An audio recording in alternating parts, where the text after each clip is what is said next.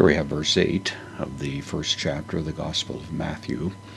Again, Matthew is working his way through the king list of the Old Testament, which is the official genealogy of Jesus, showing the royal line.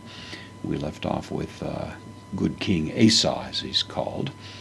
Here we have Asaph, the reference to Asa, and this brings us to Jehoshaphat. So Yesuf Genesan from Genao, to beget, or be the father of Tone, the direct object of the verb with the article here. So Asa, or Asaph, begat, or was the father of Jehoshaphat.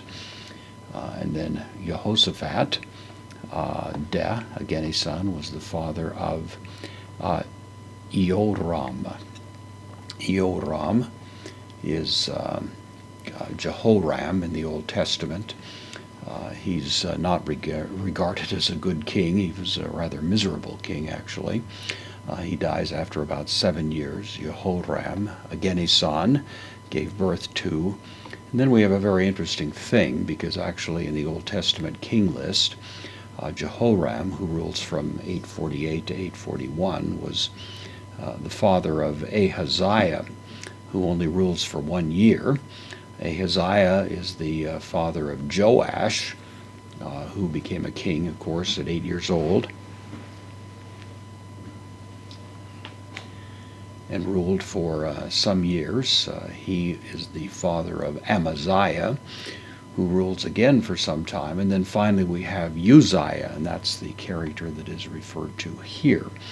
And so John has obviously intentionally and knowingly skipped over several generations. There's been all kinds of attempts to explain that in terms of commentary and so on. I think probably the most sensible explanation is simply that Matthew is trying to present the genealogy of Jesus in a kind of symmetrical way, and so he wants to come out with 14 generations, of course, with each of the major segments of the genealogy involved. And so he's bypassing some of these names in order to maintain that kind of symmetry.